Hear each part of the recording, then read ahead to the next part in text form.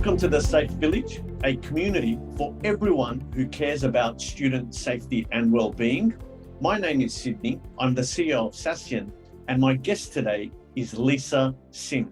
Lisa is the head of marketing for Asia Pacific for Palo Alto Networks, and she's also the program director for the Cyber Safe Kids program. Lisa, welcome to the Safe Village. Thank you, Sydney. And I know we've got a handful of things that we want to talk about, but as always, I start with, Lisa, what's top of mind? Well, look, Sydney, I think what's top of mind for me is quite simple. I think it sounds like a big question, but I'm just coming out of lockdown. I'm feeling incredibly excited about what life's going to look like now that we're out of it.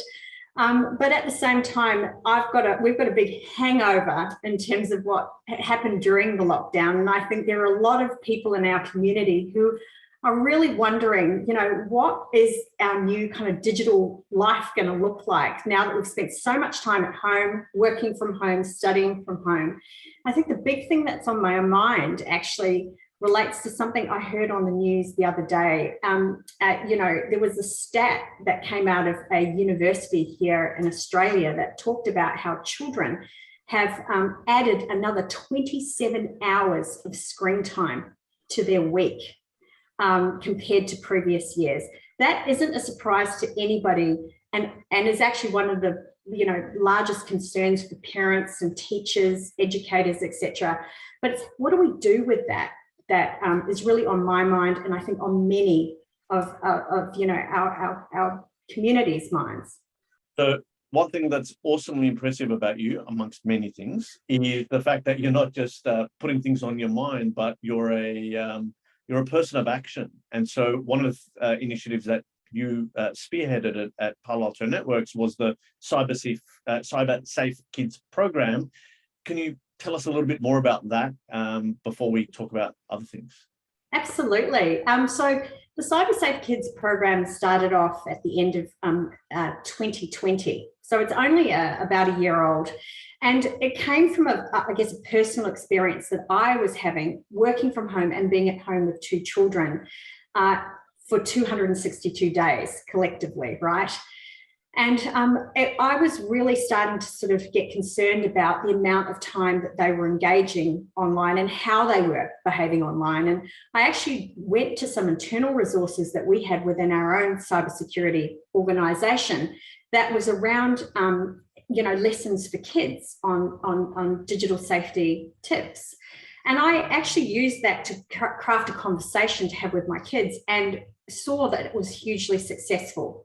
And I just thought all this beautiful free resources are like our best kept secret. So I wanted to get it out there and share that with the community. And that's how the Cyber Safe Kids program was born. We've done some amazing stuff with all over the Asia Pacific with Vietnam Cyber Kid, who are committed to protecting 24 million children in Vietnam.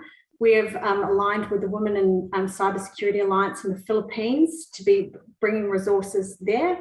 And then we're down here in Australia, there's the Department for Education. We had the opportunity to be a part of their Cyber Marvel program to drive safety and awareness with school children here. And the momentum around this is building. It's phenomenal. So we've got free learning resources for children from the age of 5 all the way up to 15 with age-appropriate themes, everything from how to create a stronger password to what it means to overshare and what is phishing and what are scams all about. So really practical, what I call life skills actually. And I think the important thing is we design our lessons to be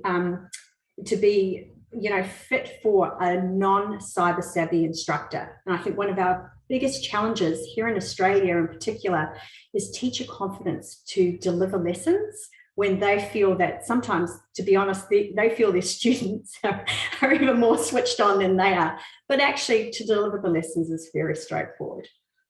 That's fantastic. And one thing that's really cool about that whole program and what you've done is it's not just sort of like the free content that's available, and we'll put these on those show notes, and so that'll be available for everyone watching this episode.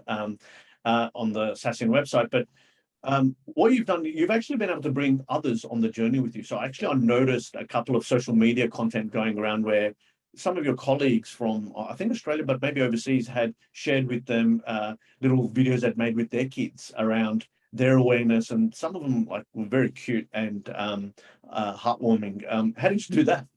Well, that was really about bringing to life topics and conversations that sometimes can feel uncomfortable between adults and children, whether they are parents or guardians or grandparents and children. And children often feel that any discussions that they'll have with adults is often going to have a negative context, like you're spending too much time, doing this. What app are you playing? Who are you talking to? And so they often can feel a bit guarded about, sharing. And so how do you shift that into a positive and constructive conversation? And so we thought, well, let's actually put it to the test. And we took some of our constructs in terms of those learning moments and got our colleagues to do that. And they were incredibly brave to put that online. Fantastic. So I think that's a good segue into one of the themes that's, I know, very close to your heart, and that's very aligned to also what we're doing here with the Safe Village, because we're saying no one parent, no one school, no one government, no one tech company can say everything's great and it works. We need to come together as a community. Now, you've got a different word that's close to your heart. I'll let you take over, but what's the key theme that you're driving out of some of the work that you're doing here? Yeah, absolutely. So we fundamentally believe that above all else, cyber safety education and awareness is a shared responsibility. It's on Palo Alto Networks. It's on other cybersecurity vendors, the public sector, the private sector, the social media platforms, law enforcement, sports clubs, you name it. And the reason for that is that we can have the greatest technology, and you've got some of the greatest technology around. That is absolutely critical, without a doubt. They protect the environments we work, study, play, and connect in. We need that. But on par with that, we also need to teach, everybody how to be good digital citizens, how to protect themselves and how to protect others. This must go hand in hand. And so we look for every opportunity to drive that shared responsibility model. We are just one contributor to that broader picture. And what I love about this is now that we've kind of gone through this pandemic experience and we are shifting into this new normal space, I think what's interesting for me, Sydney, is we're seeing that shared responsibility model being picked up everywhere. Defence communities caring about, their serving members' families as they post in and post out, or, they connect remotely. And what does that mean from a digital health and wellbeing perspective? Banks, all about the customer experience and building trust.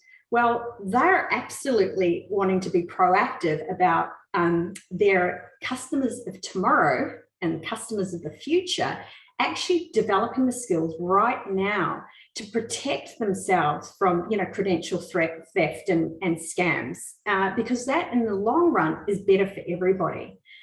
The service providers, they don't want to have, illegal content passing through their infrastructure, and they work really hard with companies like us to solve for that.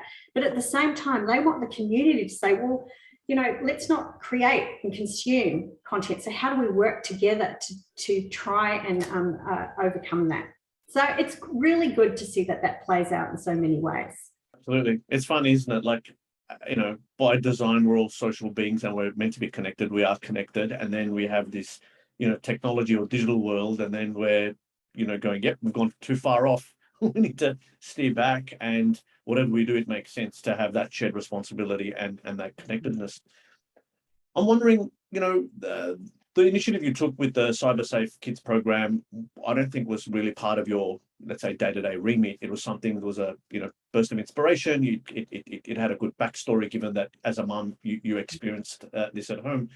But that must be the seed for other initiatives, and potentially maybe I want to use this as if you've got any tips or tricks for other people that are in a similar role to you, don't necessarily, let's say, serve schools directly or kids directly, but are part of an organization where they can step up and do something that is this shared responsibility idea.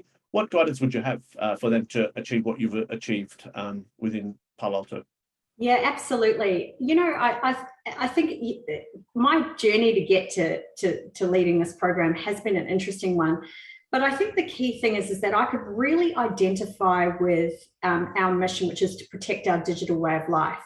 Now, I'm not technical. I don't have a technical background, and I don't have a deep cybersecurity background either. I've been in the technology space for a long time, but not in a deep specialization in that area. So, I was thinking, well, how can I, add more value to what it is that we're trying to achieve out there? And I could deeply relate to the social impact nature of what we're trying to achieve. And that made the rest of it just happen, actually. And I think my advice for people who are in other industries, where they're thinking, well, what can I add, or what can I grow within our organization that doesn't necessarily functionally relate to what you do? I would say absolutely, if there is something around social impact, something that you can have that makes a difference, that absolutely adds value to your customers, to the industry, and to kind of, I know it just sounds warm and fluffy, but to the community at large. I think everybody can find that spot and that place. And of course, selfishly from our point of view, anybody who wants to join, link in with us to actually go out and amplify education within the community around digital safety, you don't have to be an expert to do that. So that's what I would impart as advice. Fantastic. And my final question, Lisa, is if people knew a little bit more about your mission and your sort of the job that you do, that anything that would make your life a bit more easier, what would that be? Like, what are you hoping that people will take away from this? I think what I'd love to see is, first of all, people being aware and open to observing the world around them. And I'm extending this conversation actually outside of children alone. Elderly parents, grandparents, people who you might think are, perhaps needing a little guidance in terms of their digital health and well-being. I think if you can think about, well, what can I constructively bring to a conversation that enriches somebody's life, but also making sure that they can get the most that they need out of their digital world.